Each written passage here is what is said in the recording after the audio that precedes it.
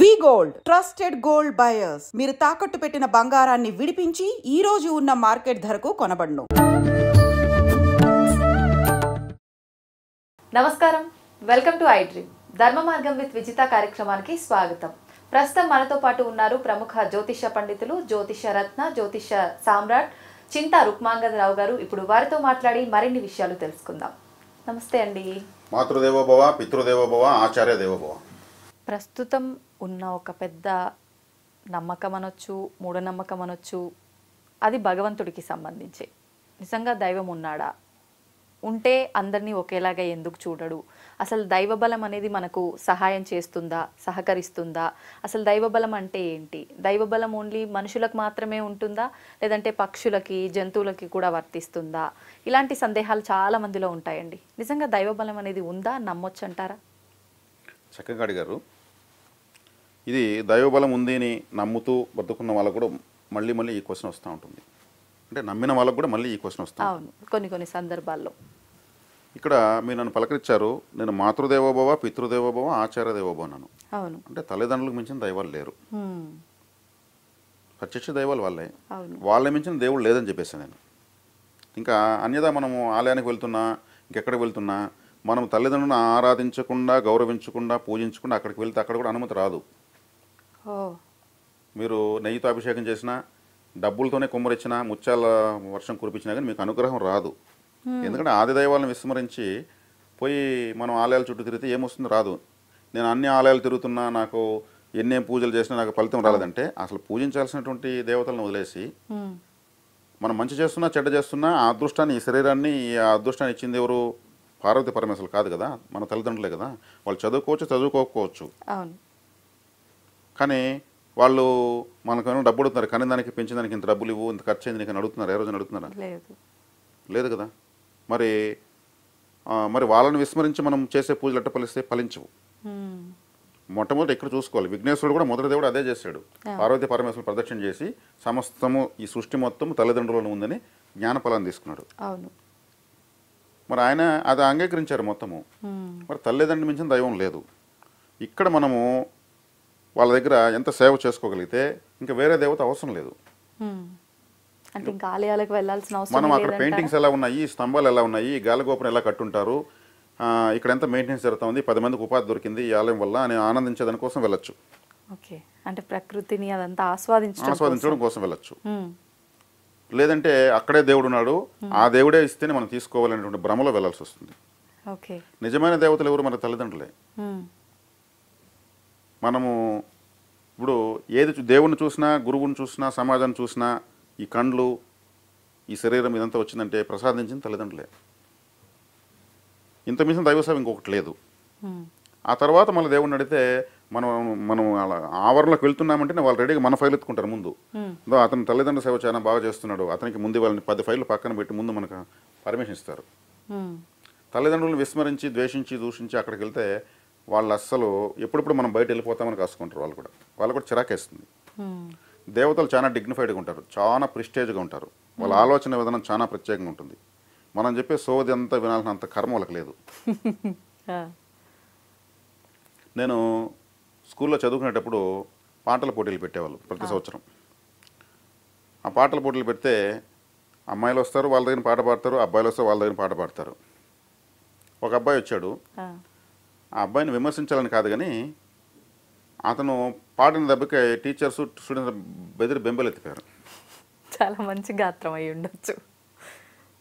అంటే ఈ పాట నేను చెప్తాను. నేను ఏమి పాపము చేసితి, నన్ను ఈ గోతిలో పడదోసితివి దేవా అంటాడు. ఇట్లా గాల్లో చూస్తాడు. మళ్ళీ మధ్యలో ఇంకొన్ని ఏదో చెప్తాంటే, అంటే మీనింగ్స్ ఇలా ఉంటాయి. మొన్న బస్ స్టాండ్లో కనిపిస్తే పలకరించిపోతుంది, బ్యాంక్ కార్డు కనిపిస్తే అట్టమలు కొనిపోతుంది, చిత్తూరులో కనిపిస్తే బైక్లో పోతే టాటా చెప్తే పలకరించిపోతుంది. అదేదో 4 మాటలు మళ్ళీ చెప్తాడు మధ్యలో. మళ్ళీ నేను ఏమి పాపం చేసి నన్ను ఈ గోతిలో పడదోసితివి దేవా అంటాడు. ఎవరు ఒక ఆయన, ఆయన ఒక్కాక నవ్వులు అలవాటు. ఆయన కళ్ళు మూసుకుని ఒక్కాక నవ్వులుకుంటూ ఉంటాడు పాటలు పడితే. ఆయన అట్లే ఆపేశాడు, స్టక్ అయిపోయాడు. ఆయన అటా చూశాడు వాడిని. ఆపరా అన్నాడు. వాడు ఆపాడు. ఏం పాట అన్నాడు? దేవుడు పాడినాడు. ఆలయాలకు వెళ్ళి దేవుడిని అలా ప్రార్థిస్తే ఇస్తాడా? వాళ్ళు మేమేం పాపం చేస్తారా బాబు, దేవుని అలా విసిగించకూడదు. అంటే అసలు కోరికలు అడగడమే పెద్ద సోద సమస్త అంటున్నారా? శుభాలు ప్రసాదించు స్వామి, సమస్త శుభాలు ప్రసాదించు, అయిపోయింది, ఒకే మాట. అలా దేవతలను మనము ఎంత డిగ్నిఫైడ్గా, ఎంత ఆకట్టుకునే విధంగా వాళ్ళ ఆలోచన తెలుసుకొని మనం దేవతల్ని ఆలోచింపజేయాలి. ఎలా తెలుస్తుంది వాళ్ళ ఆలోచన విధానం? అదే నేను చెప్తున్నది. వాళ్ళు చాలా డిగ్నిఫైడ్గా ఉంటారు. లోక పాలకులు వాళ్ళు, సృష్టి పాలకులు వాళ్ళు. మనకు భగవంతుడు ఉన్నాడని బతికంత కాలము మనం ఆరాధన చేస్తూ వాళ్ళు నమ్ముకుంటూ ఎన్నో మహత్యాలు తీసుకుంటూ మనం దారి తప్పినప్పుడు మళ్ళీ పనిష్మెంట్ తీసుకుంటూ పోతూ ఉంటాం. కాబట్టి దేవతల దగ్గర మనము చాలా క్రమశిక్షణగా, నియమ నిబంధనలతో, శుచి శుభ్రంతో, అక్కడ మేకప్లు చేసుకొని పోకూడదు. సాధారణ స్థితిలో పోవాలి. ఆతృత భావంతో, శరణాగతి భావంతో. గాలిగోపురం కట్టుంటారు, మనిషి అహంకారంతో ఇలా వెళ్తాడు గాలిగోపురం కడిపోయినప్పుడు. అలా పోగా గర్భగుడికి వచ్చేకాడికి చిన్న ద్వారం ఉంటుంది, అయ్యవారు కూడా వంగి లోపల పోతూ ఉంటాడు. అక్కడికి వచ్చేకాడికి ఇలా వంకుంటారు. సూక్ష్మంలో మోక్షం ఉంది. అలా గాలిగోపురంలాగా వచ్చిన వ్యక్తి చివరికి వచ్చేకాడికి శరణాగతి కావాల్సిందే. అట్లా ఆలయ వాస్తులో ఆగమ శాస్త్రం ప్రకారము, ఆగమ వాస్తు ప్రకారము అక్కడ అన్ని నిర్మాణాలు జరుగుంటాయి. కాబట్టి దేవత యొక్క సైకాలజీ అంటే వాళ్ళు, ఇప్పుడు ఒక ముఖ్యమంత్రి ఉంటాడు, ఆయన యొక్క ఇంటి చుట్టూ ఎన్ని అంచెల భద్రత ఉంటుంది? చాలా. ఆయన ఒక 5 సంవత్సరాల తర్వాత మళ్ళీ ముఖ్యమంత్రి అవుతాడో తెలియదు. మరి ఆయనకే అంత ఉంటే సృష్టి పాలకులు పరమేశ్వరుడికి ఎటువంటి ప్రాకారాలు ఉండాలి, ఎటువంటి గాలిగోపురం ఉండాలి, ఎటువంటి గర్భగుడి ఉండాలి, ఎటువంటి స్తంభాలు ఉండాలి, వాళ్ళు నిర్మించుకుంటారు ఆ విధంగా. వాళ్ళ ద్వారపాలకులు ఎలా ఉంటారు? తీవ్రమైనటువంటి ఆయుధాలతో, తీవ్రమైన చూపులతో, బలిష్టమైన శరీరాలతో ఉంటారు. వాళ్ళ అంగరక్షకులు అంత గొప్పగా ఉంటారు. అక్కడ ప్రతి ఒక్కదాన్ని మనము చూసి అభినందించాలి, ఆరాధించాలి. ప్రతి ఒక్క దానికి మనము కృతజ్ఞత భావంతో ఉండాలా. ప్రతి అడుగడుగున దైవాన్ని చూడాలి అక్కడ. అలా చూసినప్పుడు దైవం మనకల్లా చూస్తుంది. నేరుగా పోయి టాటా చెప్పడం కాదు, అలా ఏమీ రాదు. కాబట్టి ఆలయాల్లో చాలా శక్తి ఉంది, అది నిక్షిప్తం చేశారు మన పెద్దవాళ్ళు. దాన్ని తెలుసుకోకుండా నేను వెళ్తున్నాను నాకేం రాలేదు, ఆడ పోవడం, దండం పెట్టడం, పరిగెత్తుంచే ఉచిత ప్రసాదం తీసుకోవడం, పరిగెత్తం నాకు బస్సు పోతుంది, ట్రైన్ పోతుంది, ఆటో పోతుంది, 1 గంట సేపు కూర్చోవాలి అక్కడ. ఇప్పుడు మన ఎమ్మెల్యే దగ్గర, ఎంపీ దగ్గర వెయిటింగ్లో ఉంటాం కదా, సాయంత్రం వరకు కూర్చుంటాం. ఇప్పుడేం దేవుడు కాదు. అదే దేవతల దగ్గర 1 గంట మనం మన లైఫ్ని ఎందుకు త్యాగం చేయము? గంట సేపు మనం కూర్చుంటే మన జీవితం యాక్టివేట్ అవుతుంది, ఆలయాల్లోనే జీవితం మారిపోతుంది. కాబట్టి ఎవరైతే తల్లిదండ్రులను గుర్తించి వాళ్ళకి సేవ చేసి తర్వాత ఆలయానికి వెళ్తారో వాళ్ళు విఐపి కోటాలో ఆడ కోరికలు తీర్చుకోరావచ్చు. అది ఏ ఆలయం అనేది కావచ్చు. కులదైవం చాలా ఇంపార్టెంట్. కులదైవం ఎలా తెలుస్తుంది అంటే ఎవరి కులదైవం ఎవరు? ఈ కులదైవం అనేటువంటి ఈ విషయాన్ని పూర్తిగా వదిలేశారు. అవును, ఇంటి దైవం, కులదైవం వాళ్ళ ఇంటికి మాత్రమే, వాళ్ళ సర్నేమ్కి మాత్రమే ఆ దేవుడు. ఒక మామిడి చెట్టు కిందనో, ఓ రావి చెట్టు కిందనో, ఓ వేప చెట్టు కిందనో, ఓ మర్రి చెట్టు కిందనో పెట్టి చేలలో పూజిస్తూ ఉంటారు. ఓకే. మిగతా వాళ్ళకంతా ఆలయాలు ఓపెన్గా ఉంటాయి, చుట్టూ చిన్న పెట్టె కట్టి ఒక బొమ్మరిల్లా కట్టి పూజిస్తూ ఉంటారు అటువంటి దేవతల్ని. వీళ్ళు ఎప్పుడైతే వదిలేస్తారో వీళ్ళకి ఎక్కడగానే అనుమతి రాదు. ఆధార్ కార్డు లాంటిది కులదైవం యొక్క అనుగ్రహం. ఆధార్ కార్డే లేకుండా వీళ్ళు ఎక్కడెక్కడ ద్వాదశ జ్యోతిర్లింగాలు తిరిగినా కానీ ప్రయోజనం ఉండదు. బస్సులు ఎక్కలేక దిగలేక కాళ్ళు పట్టుకుంటూ ఉంటారు. మరి తెలియని వాళ్ళ పరిస్థితి ఈ మధ్యనే కరుంగలి అనేటువంటి ఒక మాల, ఆ మాలలోనే ఒక కర్ర వచ్చింది. కరుంగల్లో ఒక రూల్ కర్రలాగా. కరుంగలి అనేటువంటి కాళికాదేవి కులదైవ శక్తిని విశేషంగా ఆకర్షిస్తుంది. ఆ కర్రను కులదైవంగా భావించి, కులదైవం ఎవరో తెలియని వాళ్ళు మాత్రమే ఆ కర్రను పూజ రూమ్లో పెట్టి సాంబ్రాణి పొగ చూపించి ఆరాధిస్తూ వస్తే కులదైవ శక్తి అదే మ్యాగ్నెట్ లాగా అట్రాక్ట్ చేస్తుంది. అప్పటి నుంచి పరిస్థితులు మారడం గమనించవచ్చు. ఇది చేసుకోవచ్చు.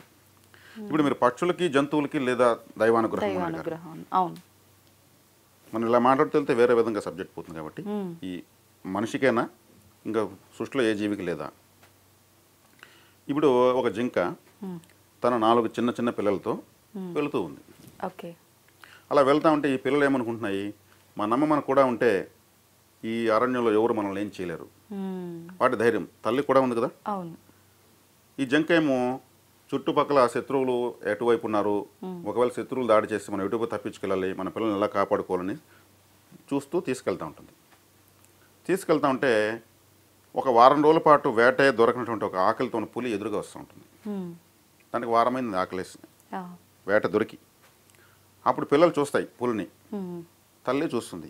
ఈ పిల్లలేమో నవ్వుతాయి, మన అమ్మ ఉంది మనకేం భయం లేదు, పులి అయితే ఏముంది ఎవరైతే ఏముంది, వాటి యొక్క విశ్వాసం అది తల్లిపైన.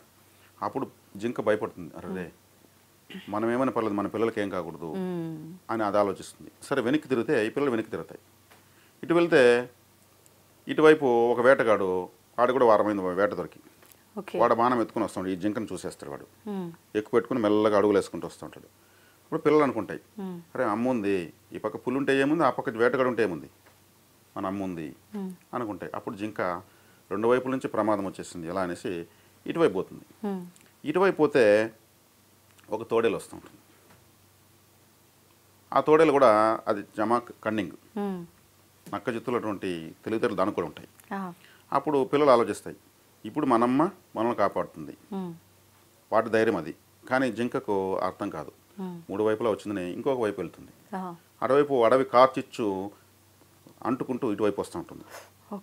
అడవిలో వెండాకులు అవేవే ఫైరింగ్ అయిపోయి వస్తూ ఉంటున్నాడు. ఇటు పోతే అగ్గిలో పడిపోవాలి, ఇటు పోతే పులికి బలైపోవాలి, ఇటు పోతే వేటగాడు ఉన్నాడు, ఇటు పోతే తోడేలు ఉంది. మధ్యలో జింక ఎటు పోవాలో అర్థం కాకుండా దిక్కుతోచని స్థితి, అన్ని దగ్గరికి వస్తూ ఉంటాయి. మరి ఇప్పుడు ఏం చేయలేరు జింక, తన పిల్లల్ని కాపాడుకోవాలి.